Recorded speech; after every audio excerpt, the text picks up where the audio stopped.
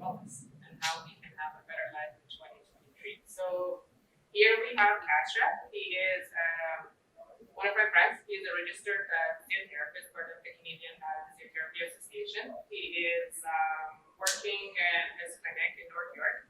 He also does clinical instruction, and also he works as an adjunct lecturer at the University of Toronto.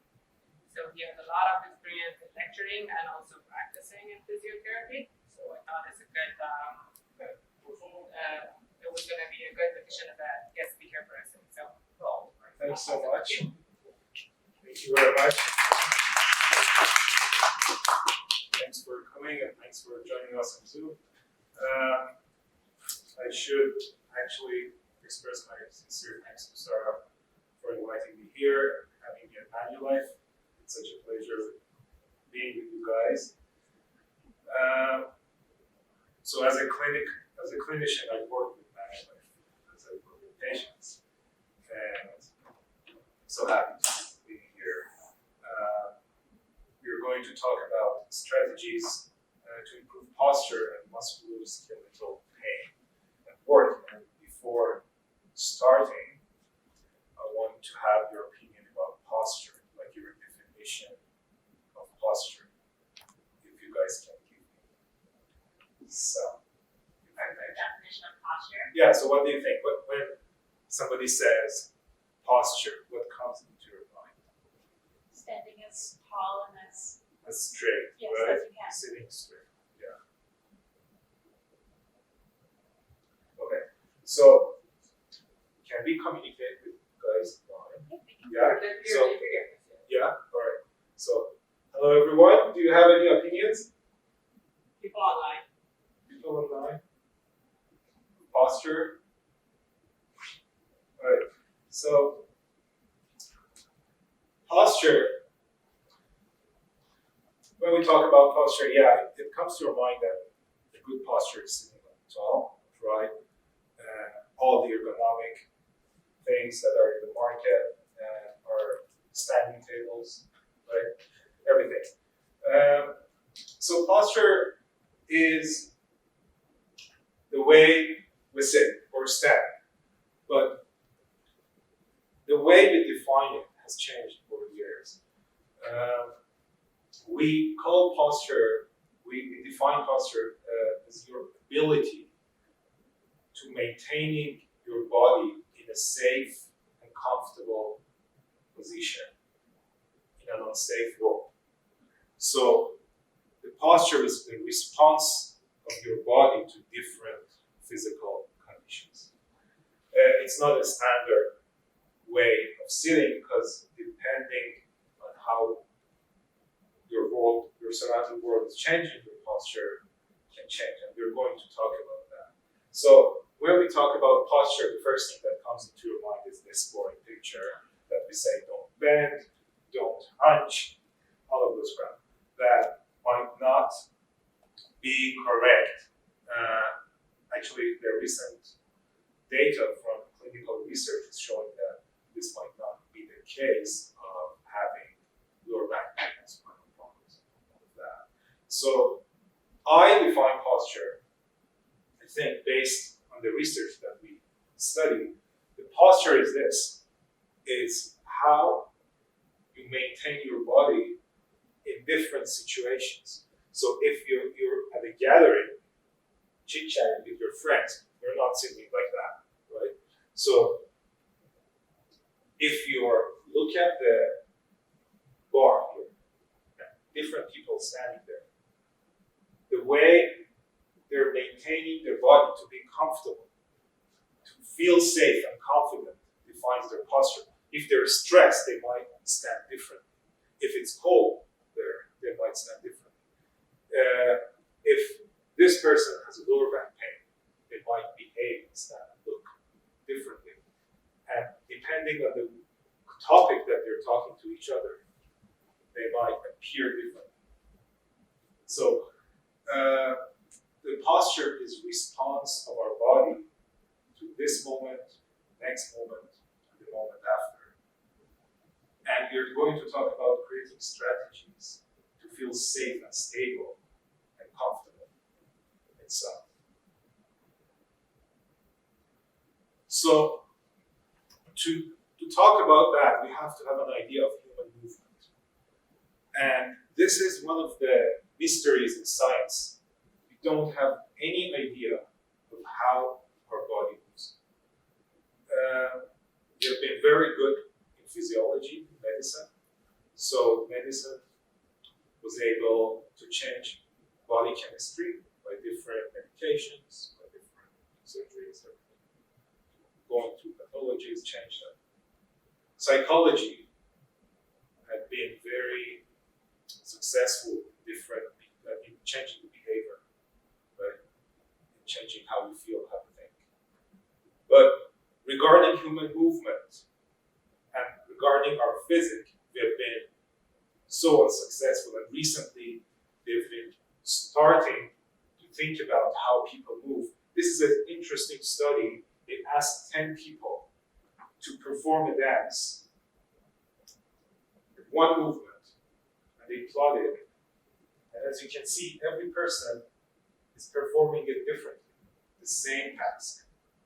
So, I played again. So our bodies have different type of reaction, physical reaction, to a single task of movement. If all of us sit here and I tell you exactly how to sit, we will sit differently if we put sensors in our body. So, and this makes us to think about KQ, kinesthetic quotient.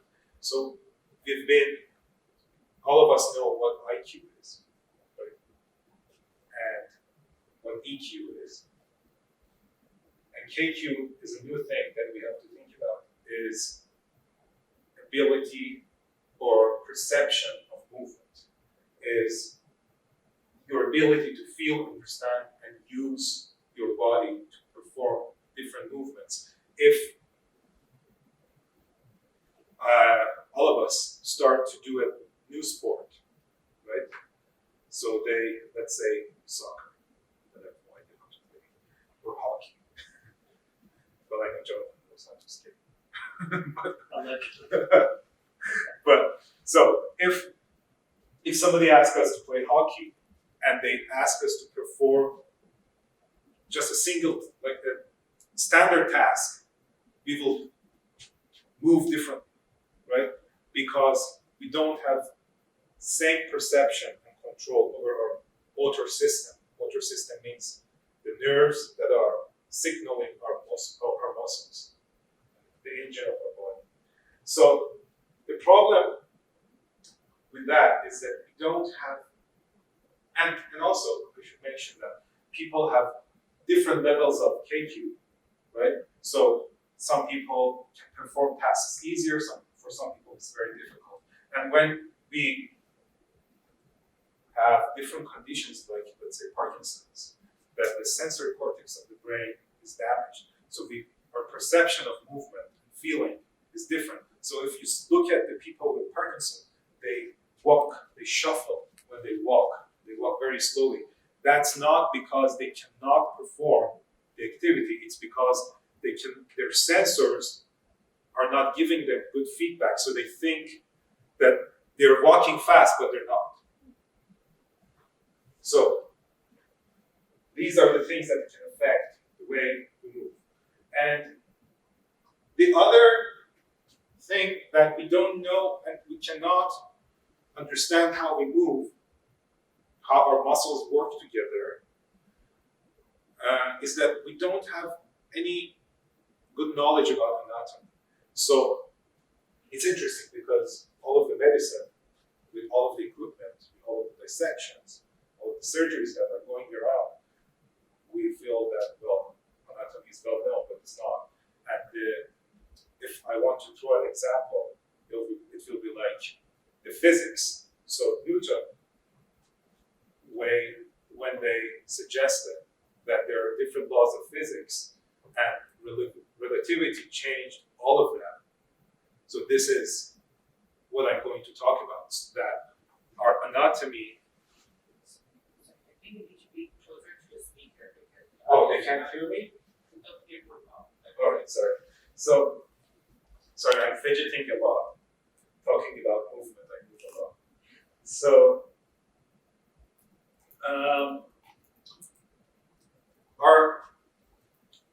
the way we define anatomy is going to change, and I'm going to talk about that. So now let's do a practice. We're going to do some movements. So my talks are not going to be very boring.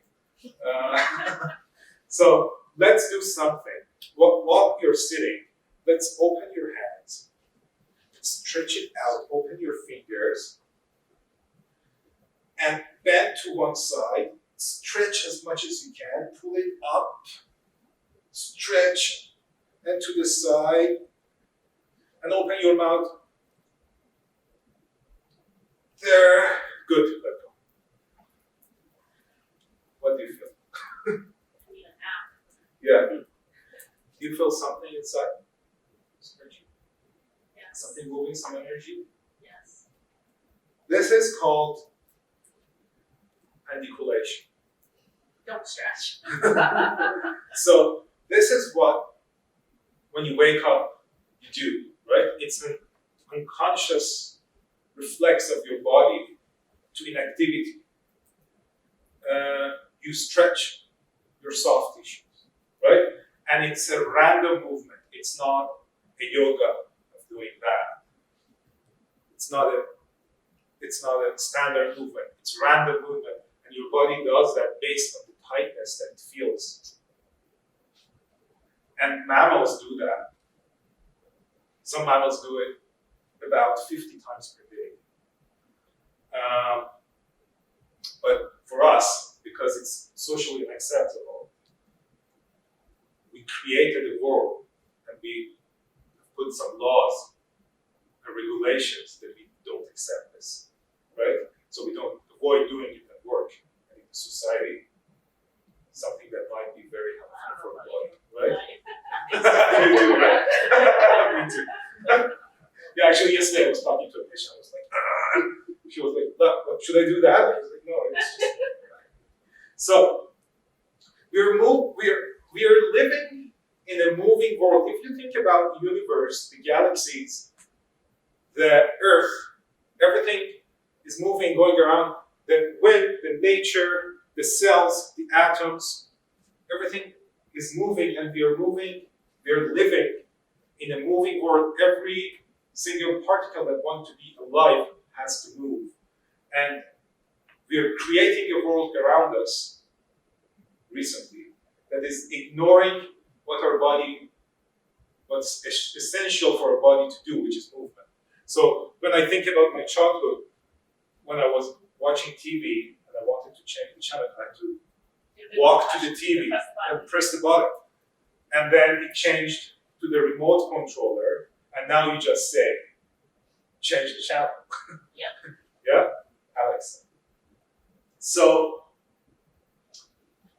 we are getting away from the nature a lot, and with a fast pace. And this has started for the humans, I think, 200,000 generations ago, not years ago, generations ago, when they started to stand up on their feet. So that was the first thing that took us away. What's that? People are asking me try to keep you closer Oh. to the microphone. All right. We need a standing, unmoving microphone. That was the first thing that took us away from the nature. When we stood up, we hold all of our vital organs, our groin, our genital, our stomach, our heart, eye, in front of our body, going to the nature, going to the whiteness, and there is no stupid animal to have every vital organ in front of them and going to the edge. Like that. So what happened when we face any stress, any, let's say, problem? What we do, we protect ourselves. Right? This is what we do in our meetings. We crouch. This is an unconscious reaction of our body to physical stress and mental stress. And it has been there over generations, and it has changed because the risks in our nature have changed. There's no tiger want to attack us. Now it's your boss wants to give you shit, right? So this reaction to the stress has changed over time. And 30,000 years ago, generations ago, they invented fire. So that societies gathered together, they started to cook. And that might have changed our behavior, our nutrition. So our DNA, let's say, had 30,000 years to get adapted to the new way of eating and to the new way of living, to making different foods, right? To socializing, to partying, everything. That started there. 60,000 generations ago, we started to do agriculture. So when you think about agriculture, it's repetitive body movements, digging, picking, right? And that also created some different social events. Getting up on the back of a horse, right? So, sorry if that horse right. So, if you have a horse here, from which side are you going to jump on the horse?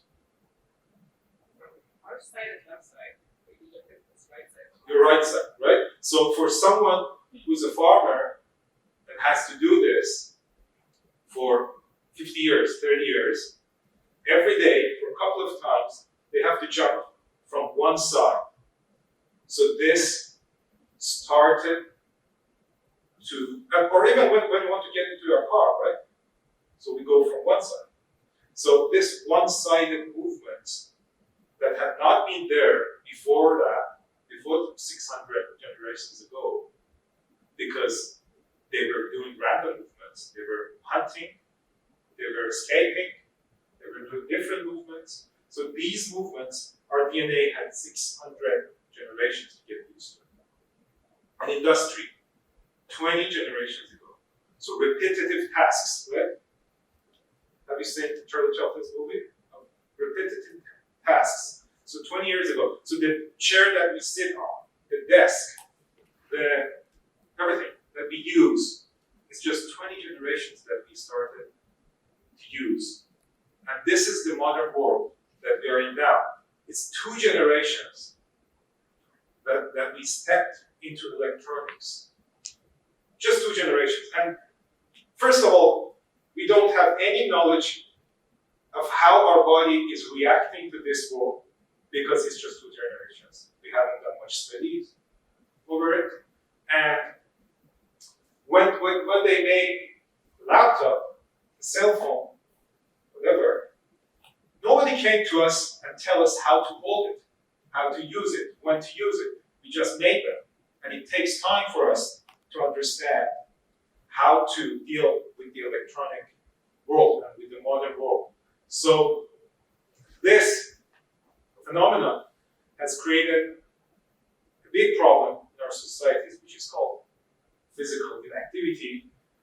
And as you guys work at Manulife and want to reduce the costs of healthcare, we know that physical inactivity is the leading cause of death and disability.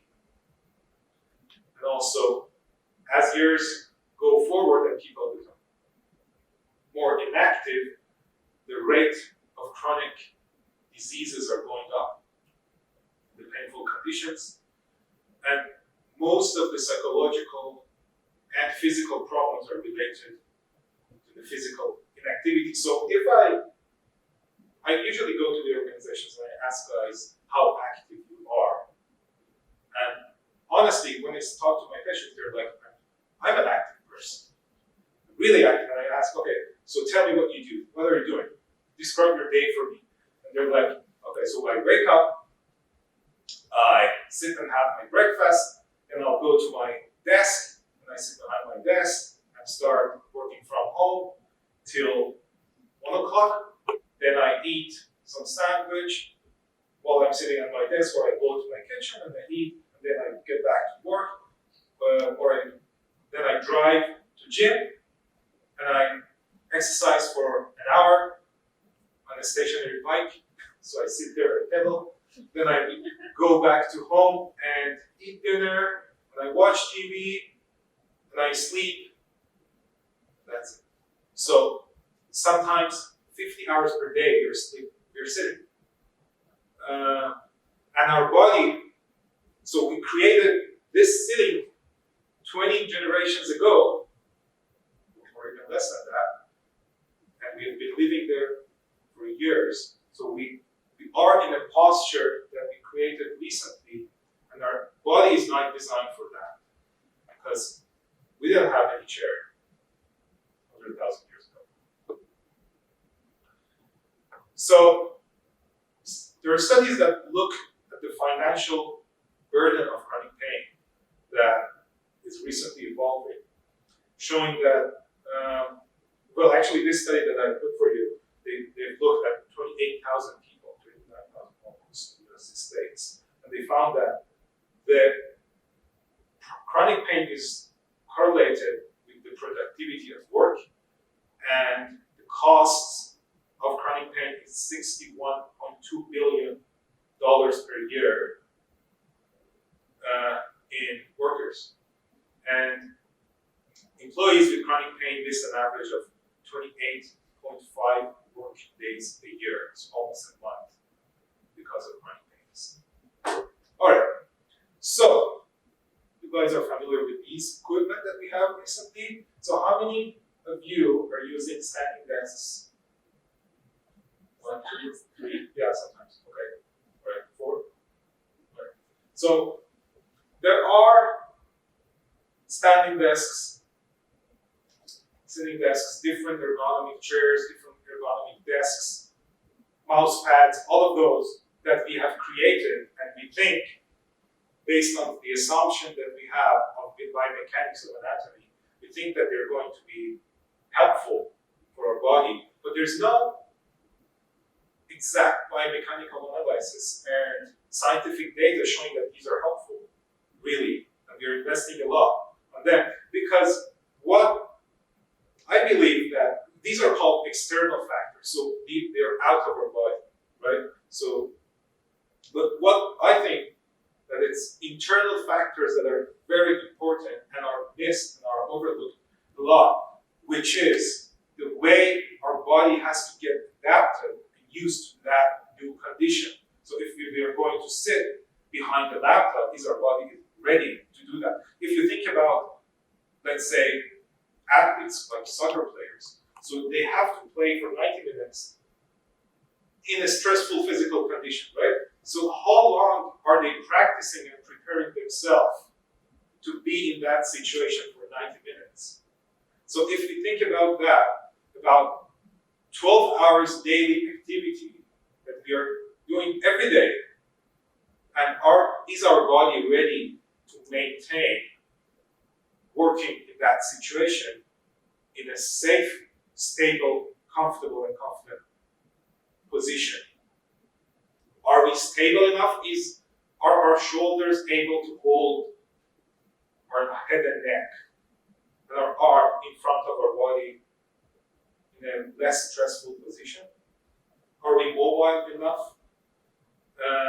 How our muscles and bones are reacting to this position, right? So, talking about the muscles, so we're going to talk about musculo-skeletal system. Musculo-skeletal system means muscles and skeleton, right? Muscles and bones. And so this is the muscles and their relationship to the bones that have been discovered years ago, and all the anatomy is talking about it, and we can see them on different images, like X-rays, we can see the bones, and MRIs, we can see bones, and soft tissues and muscles and whatever.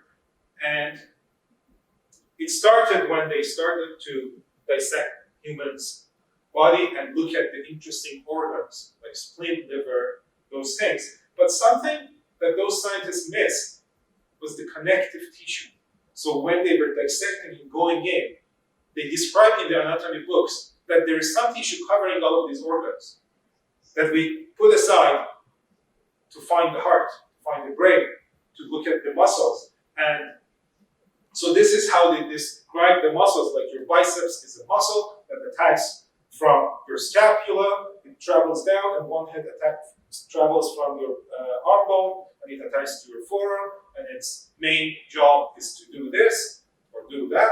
So this is the biceps. But if we look deeper and look at the fascial system in our body, we see that when this tendon is coming down to attach, it has some attachments to the other tissues, and they have attachments to the other tissues, and it goes on and on and on.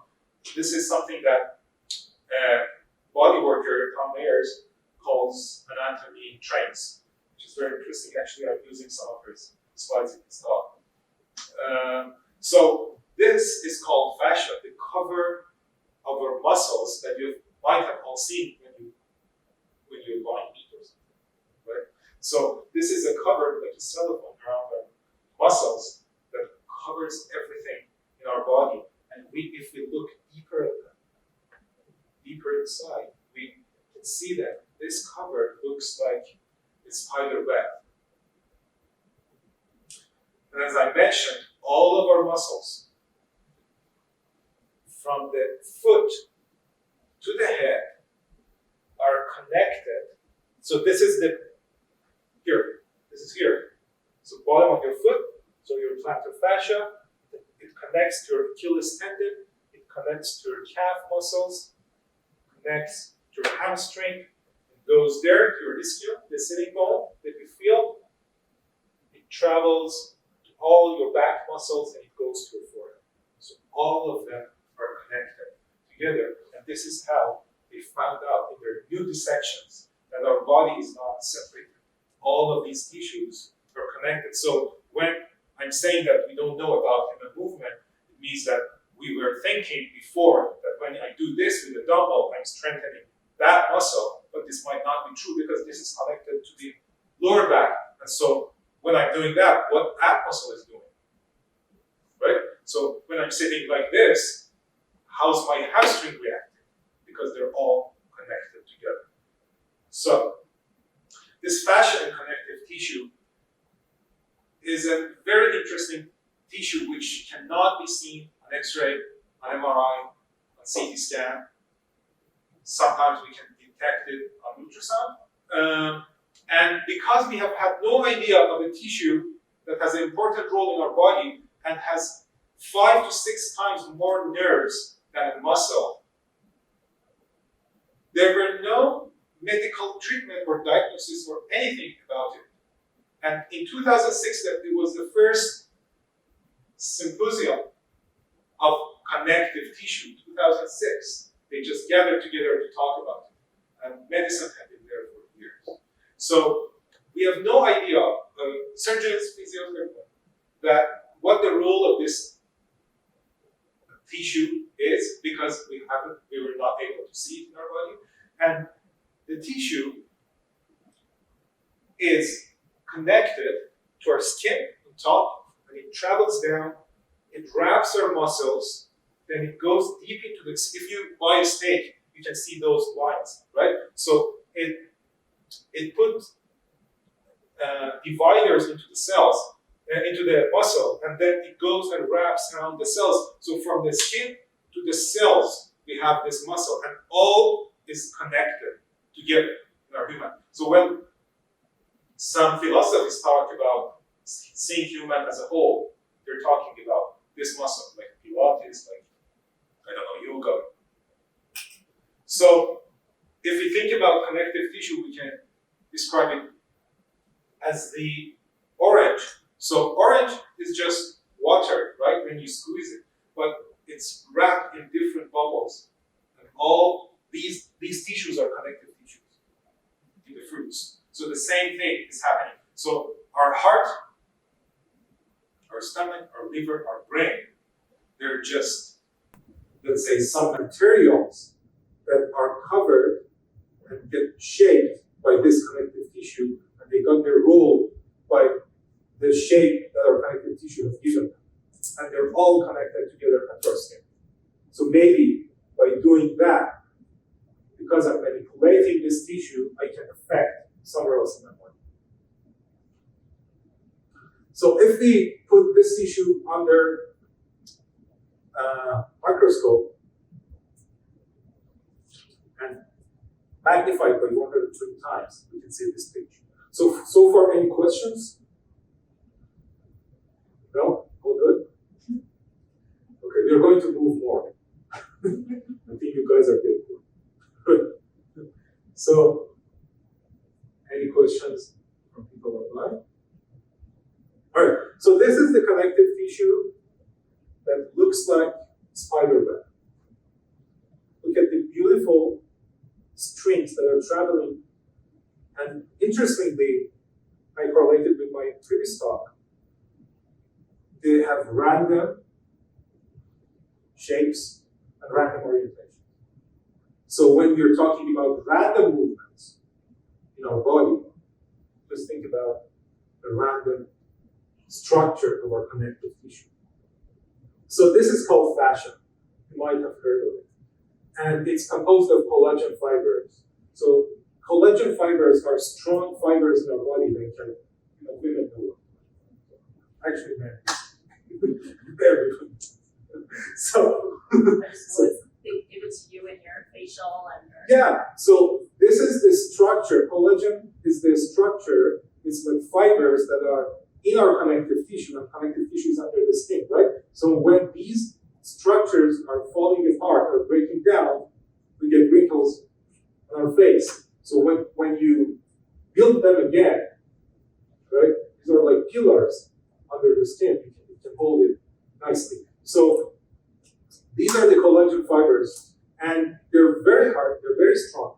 If we tie them together, they can be as strong as steel. And we have also elastic fibers in the fascia, which is flexible. If you pull it, let go, it comes back. So this is why when you stretch, some of my patients tell me that we go to a class, we stretch, and we become very flexible. The next morning when I wake up, I'm still stiff. So that's because the elastic fibers, after they warm up and you stretch them, they get lengthened, then slowly they get back to their normal position. And nerve endings. So fascia has 6 times nerves than muscles. So imagine you're going to gym and exercising, and the next day you're feeling soreness, right? So that soreness is in your muscle. So now multiply that by 6 times. And that's what a patient with fascial pain and chronic painful condition is feeling all the time. And I've seen patients in my clinic coming telling me that we've had this pain for 2 months. We've had this pain for a decade. I've had a physician, actually, he was a family physician, coming to see me. He was suffering from neck pain, so he came to see me for his neck pain, and he was like, meanwhile, I have a back pain too, but because it's arthritis, you can't help. And I was like, okay, so let's talk about that.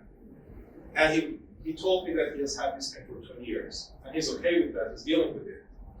So when we talked about it, it wasn't arthritis at all, it was just a fascial restriction, and it went away, and he still can't believe that he was thinking wrong for 20 years. That's because the x-ray showed him some arthritis in the spine and he had back pain. So you think that, okay, so this pain is related to that. But it wasn't. So these nerve endings have some receptors called proprioceptors and interoceptors, which tell our body the position of our body, tell your brain. So if you close your eyes and bend your elbow, you feel that your elbow is bent, right? If you extend it and then pull your wrist down, pull it back, you're feeling some pulling in your hand. These are the receptors that are telling your brain that this tissue is being stretched. And those are placed in the fascia. So that's the importance of our fascial system, that when they do big surgeries, they just cut and go down, dig into the discs to replace them. So what fascia is? Ligaments, tendons, scar tissue, breast. So breast is the fascia, which is surrounding some fat tissue, right? The cornea in the eye is fascia. All the tendons and ligaments, your Achilles is a fascia. The tendon in front of your knee that sometimes gives you pain when you squat, when you lunge, when you go up and down the stairs, or when you want to sit down on the chair, is a fascia. So I'm going to show you how this fascia is moving when you do a movement, and how stress and immobility hydrates this fascia, because all these cells and these fibers are in a matrix which is made of water. And when we don't move it, this matrix becomes dehydrated and dry, and this fascia cannot move well. And this is how, when you feel some knots in your body, those are the places that you have some fascial adhesions, which is dense and tight. So this doctor, Dr. Gianco Gimberto, they did an interesting study. They placed a camera, like a laparoscope camera, they placed it under the skin of the forearm, and they magnified it by 20 times. So here you can see the tendon, the fat tissue, some veins, and they pulled the skin up and lowered it down. So I play the video, and we can all do that together, and you have a feeling what's going on under your skin. So now, it's pulled up, now they're lowering it down. And they're pulling it up. So look at the fibers, how they change their shape, how new fibers form, and then they break, and they form again, and you can see water bubbles in these fibers. These are because of the change in the pressure under the skin, because we're pulling it up, we're creating negative pressure, so some bubbles are created. Okay? And how your skin is connected to the underlying tissue. And this is when they just ask the person to breathe, and they're checking the fascia. So they're not doing any movement, it's just normal breathing. So when you inhale and exhale, how these fibers are moving. So let's play a game. Sit tall, facing me, have your feet on the floor, hands to the side, close your eyes, and try to inhale and exhale. Inhale from your nose, exhale from your mouth. When you do that, you're feeling that your chest is expanding. Then think about your belly. Do you feel that your belly is going in and out? Yeah. So now let's think about our shoulders. Do you feel any movement in your shoulder? Do you feel any change in your neck tension? Anything in your arms? If you think really deep, you might feel a movement in your thighs, a change in the tension. And if you pay more attention, you might feel something at the bottom of your feet. If you don't, it's fine. Or if you think that you're thinking that you feel something, that's also fine too, because the sensory cortex of our brain has the imagination and perception both at the same side. So thinking about the movement is like perceiving the movement. So that's fine. We're not worried about that. So this is how you felt the movement, and this is how the fascia is connected and is transferring all your breathing movement from your head to your toe. And think about when you're stressed and not breathing. Everything is stuck. So from skin to the cells, to the tendons, to all of these tissues, this and nerves, this tissue is connected. And so have you heard of carpal tunnel? Yeah, so the numbness in the fingers and hands, so most of it is what it happens when there's pressure on the nerve traveling to these three fingers, which is called median nerve. This nerve is surrounded by fascia, and is traveling through all of these muscles and soft tissues, which are surrounded by fascia, and travels underneath this ligament, which is a fascia, going to your head. So when there's some restriction in the forearm and tightness anywhere in our body, it might put some tension on the fascia, and over time, it can create this type of problem. And these are the fascia adhesions that I'm talking about. So compare this with the previous pictures that I showed you. Look at the thickness. And the structure can change with the color of the fascia. This is what we can see on ultrasound scan. So we can see that these, and the beauty of ultrasound is that it's dynamic, so it moves. So when they move the body, when they move the muscle, we can see that some part of the body is stuck. And if you palpate your forearm deeply, you might find some tight spots. So find them. Do you feel anything? Yeah. Hold that spot, and then move your fingers up and down, and you can feel the tissue moving under your hand, right? So that's the adhesion in the fascia that can cause different problems. So let me show you something. Well, all of you guys are familiar with this picture. What do I have?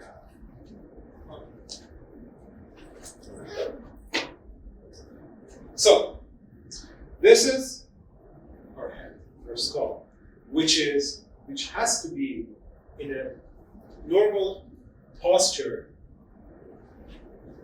It has to sit on our spine like this when we are sitting tall, right? So this is our nose, my nose actually.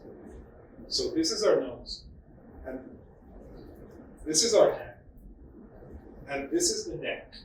These are the muscles, back muscles that are attached to the neck. So when we are sitting like that, this structure is imbalanced. These muscles are not working. When I'm doing this to work with my phone, what happens here? This goes forward, right? So my head goes forward. And what happens? It drops. So the gravity pulls it down. So this muscle has to work to hold it in place, right? So the more you go forward, the more, it's physics, the more your muscle has to work to maintain that. So imagine you're holding some weight, a pound, in your hand for 8 hours. Are you able to maintain it? So this is what happens to your muscle. You're sitting behind your laptop like this for 8 hours, and that muscle is in constant contraction. And you should think about this sponge that we squeeze. So the blood goes out of it, it cannot circulate well. So it's in constant contraction, holding that head for hours during the day. And that's why that fascia becomes tight, dehydrated, painful, fatigued. And this is the burning and tightness sensation that we feel behind our back. And these adhesions happen because of poor blood flow, as I mentioned. There's no hydration, there's no nutrition to the cells. Repetitive load. So that load, as you saw, the fascia has random structures. But when we put a repetitive load in a certain way on the fascia, those structures align so they can adapt to the load. Okay, so if we are doing this all day, those random structures that were prepared for random movements, now they're prepared for a single movement. So all of them are aligned in one direction. And in activity, because that fascia, as you saw in the picture, that pulling and pushing can create and change and break all of those adhesions. So inactivity can make them become very tight. So that's why we need to medical.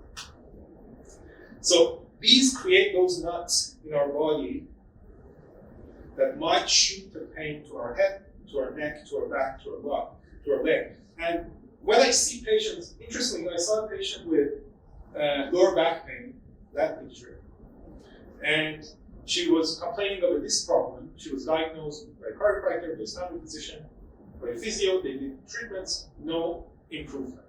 She came to me. I made the same diagnosis because her symptoms were exactly this problem. So we didn't see any improvement after a couple of sessions of treatment, and I reassessed. And I found a tight spot in her calf. Here. When I pressed it, she felt the back pain. I was like, wow. She was like, exactly, that's the spot. And I needled it. I hit needles in the spot, and I released it. The pain went away. I was like, wow. So what's the relationship between this and that? Nothing. Just the connective tissue and all of those nerves that are traveling from that up there, and it's shooting and referring pain to a remote area that we have no idea about it. Most of the sciatic pains that I see have fascial origin. They're not disc-related. So when I press on the gluteal muscles, it can recreate the symptoms of a painful condition.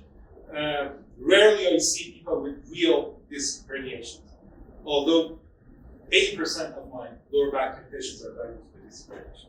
So we have to keep our fascia healthy first by moving in a sedentary world that we created for ourselves that doesn't need us to move. Let's practice this.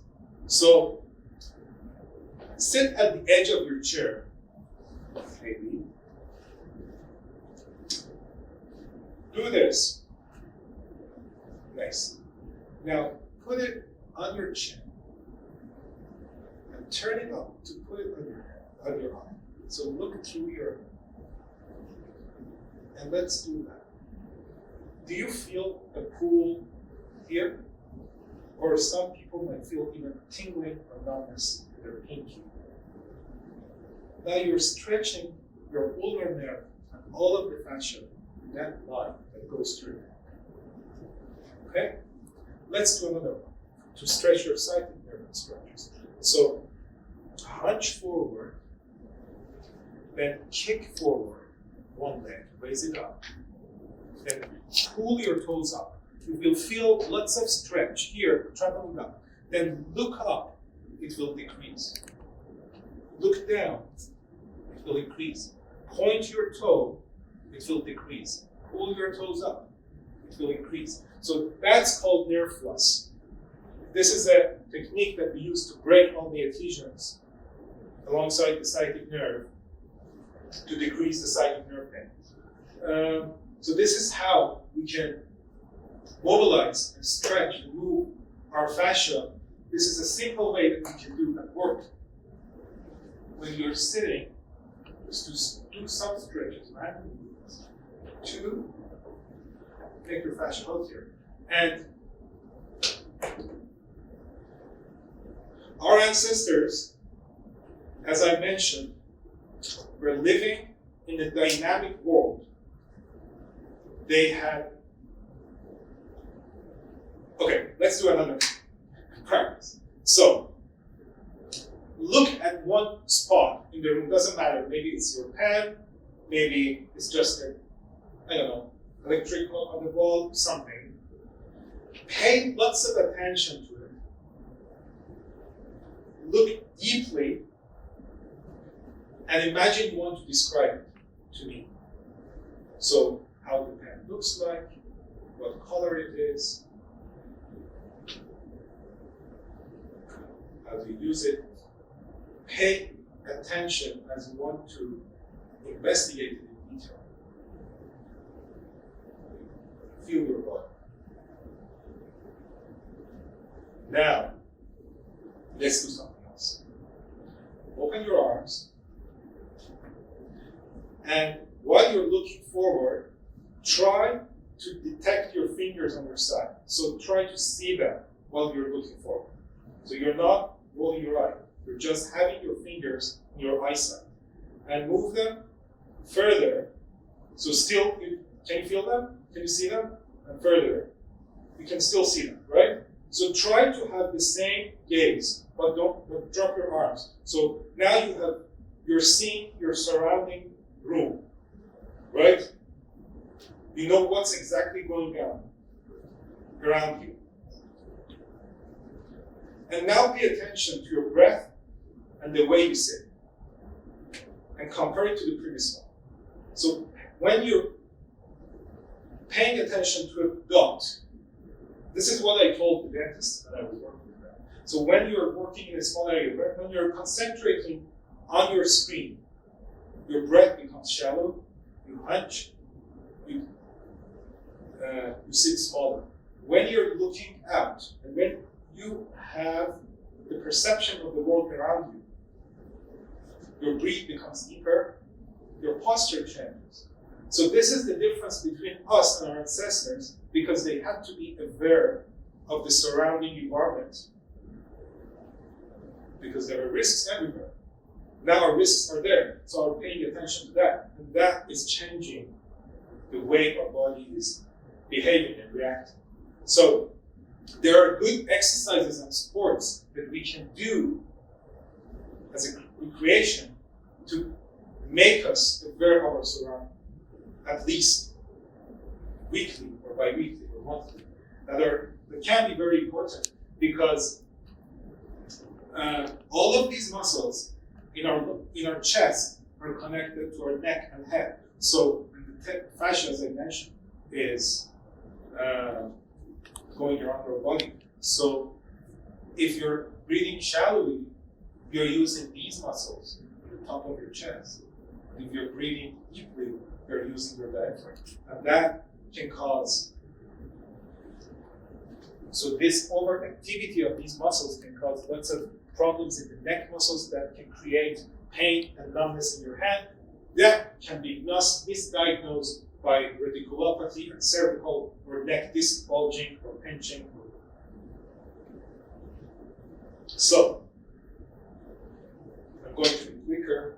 So, gluteal muscles in our body are like our pelvis is between our legs and our top of the body. It's the center of our body. And I believe this is the main, most important muscle in our body. And generations ago, this is what stood us up, because the gluteus muscle is the main extensor of the hip. So when you're standing, you have to use that. And so imagine you're sitting for long hours, you're stretching your gluteal muscle, and you are not using that muscle, because this muscle is being used when we are squatting deeply or we are going up something. So there's no tree that we climb, there's no rock that we climb now, nothing. So we are just sitting there, having that muscle in the stretch, and most of us have inactive gluteal muscles and tight hip flexors, and that's why.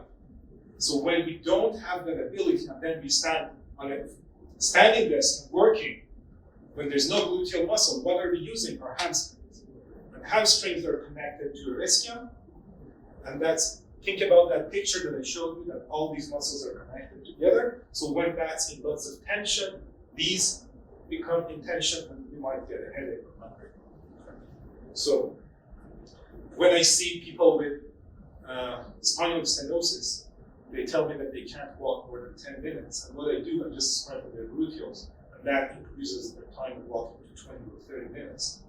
And spinal stenosis is something that only treatment for is surgery right now, without good results. So, if I want to talk about it, it could be an hour, but we're just small example. So prolonged sitting might inhibit those muscles.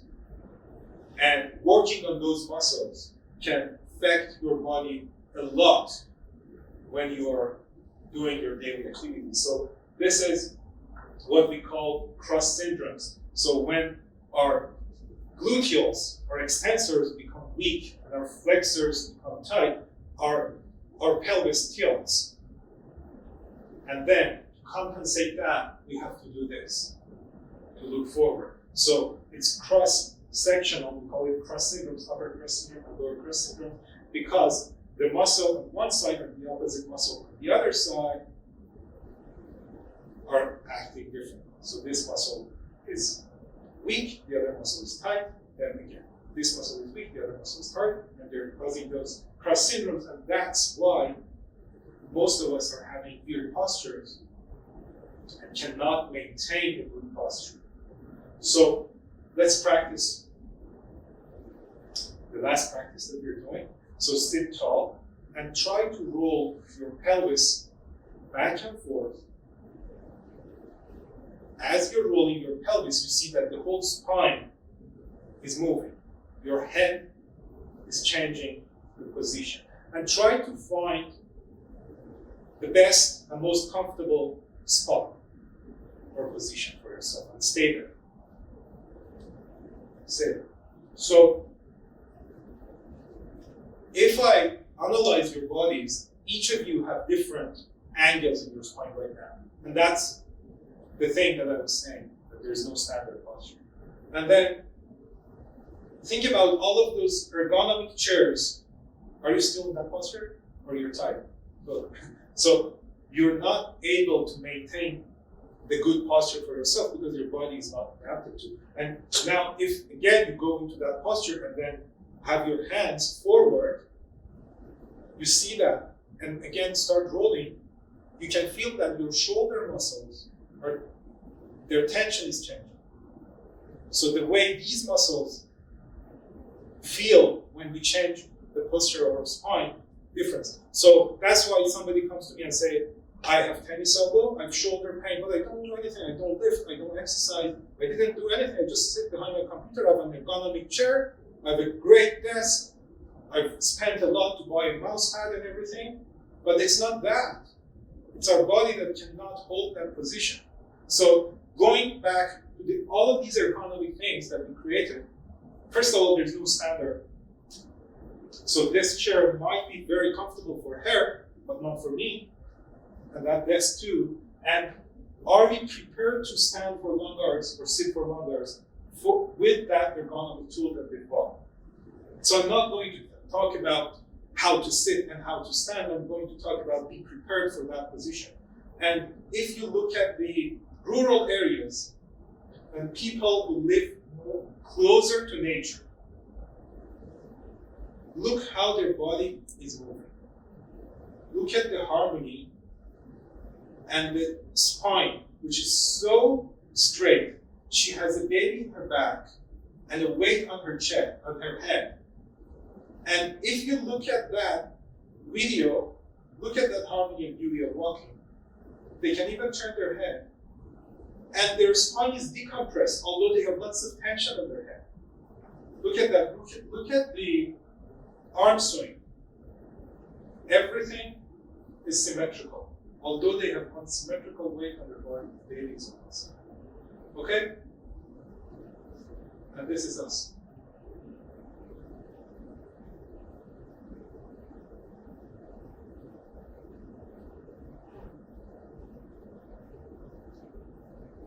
No comments.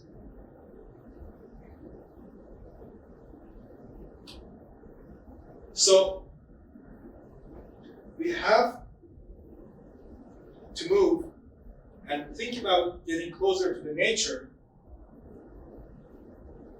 doing more random movements, pay attention to your hydration. And I'll always say that we don't want to create athletes, we want to promote physical activity, but we want to tell people who don't do anything to do something. That's it. Instead of nothing. So we don't want super athletes. Any questions? So by the way, these are the references.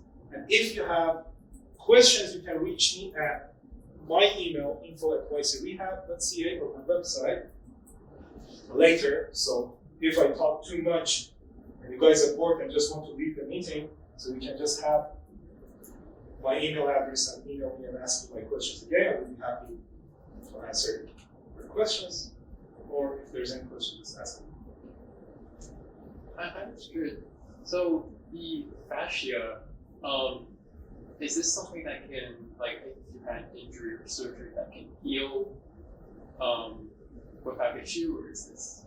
The difference between fascia and the muscle is that fascia, connective tissue in general, is not nourished well as muscles, so they don't have good circulation. So if we get an injury in the fascia, it heals very slow. So injuries that affect fascia, like plantar fasciitis, tendon, frozen shoulder pain, tendon problems. If you ask people who suffer from them, they've had them for a long time. But if you get a muscle strain, it will heal in 1 or 2 weeks maximum. Okay? I mean, it doesn't heal, but the pain will go. So fascia will heal, but it will take lots of time. Most of the time after the injury, we will have those adhesions in the fascia that needs to be addressed. That's why I see patients who had suffered from injuries years ago and it's gone, but it comes back. Okay, strain came back because the pain went away, but the fascia adhesion had been there for a long time.